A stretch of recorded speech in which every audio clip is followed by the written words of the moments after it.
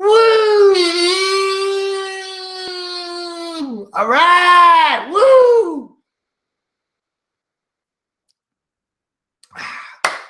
Hi, how you doing? My name is Ryan, and I'm a fantasy sports addict. Welcome to another meeting video of fantasysportsaddicts.com. All right! Woo! Yeah! Woo! Anyways, I'm here. Just did a few videos, and right now I just want to take a minute to talk about the pros and cons of drafting early versus drafting late. Now, I don't mean having an early pick versus a late pick. I mean, woo, Yahoo Fantasy Basketball just opened. I'm going to jump into a draft versus, okay, the NBA season's about to start. I better do a draft. Now, there's pros and cons of doing either or, and if you're an addict, like, you can't help but jump into at least one or two early drafts. Now, some of the benefits about joining in an early draft, especially this year, it seems like Yahoo rankings were just dicked out of the gate. Like, they were just way off base. They've since updated their rankings. But if you were able to jump in and do a early draft before Yahoo fixed their shitstorm that they considered rankings, Miles Turner you were able to get in the 8th and 9th round. Jokic was still not a top 25 player. You know, Hood, there's just a bunch. Hood, Fournier, there were a bunch of players that were ranked way late that you were able to jump into, and if you knew what you were doing and said, fuck these rankings, you were able to draft an incredibly good team, you know, relatively easy.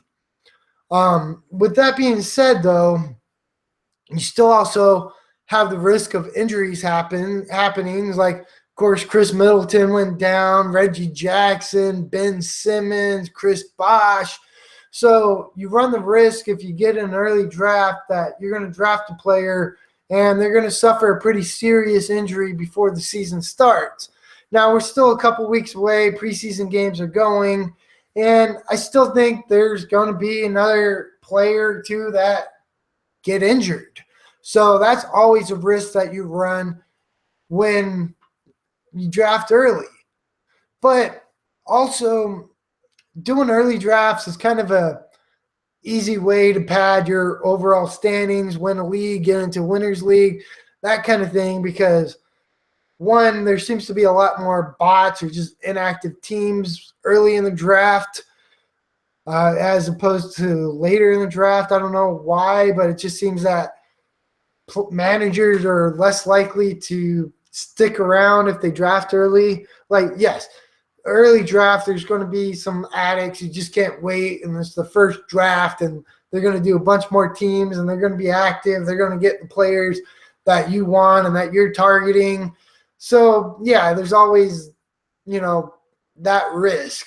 But asking an addict, just someone who's played in a lot of leagues, I will say that it's definitely better to draft your league, your main leagues, as close to the regular season as possible. The FSAA, we have our head-to-head Roto and Dynasty drafts coming up, and we're not drafting until that weekend before the NBA season starts. Even though we know we're going to have really active managers, it's just better to wait, let all the rankings settle out, the ADPs go the way they're supposed to. You get to see what preseason, you know, standouts are looking like, and it's just better. So yes, do an early draft to get into and be able to get your Miles Turner in the 8th round, and you know, just fucking run train on some leagues. It's always fun to do. But if you want a really competitive, a better league, draft before just before the NBA season starts. Anyways, this is my thoughts. Let me know what you think. Give us a thumbs up. Subscribe to our channel. Check out our website, fantasysportsaddicts.com. Follow us on Twitter at FSAA. FS, the word double, the letter A, at FSAA. Anyways, thanks for watching. Fantasy gods, please grant me the serenity to know if it's better to draft early rather than late, the courage to run train on these shitty-ass early public leagues, and the wisdom not to set the leagues that you commission until right before the regular season starts. Amen. Woo! Yeah, give us a thumbs up. FantasySportsAddicts.com. Yeah, woo! Yeah.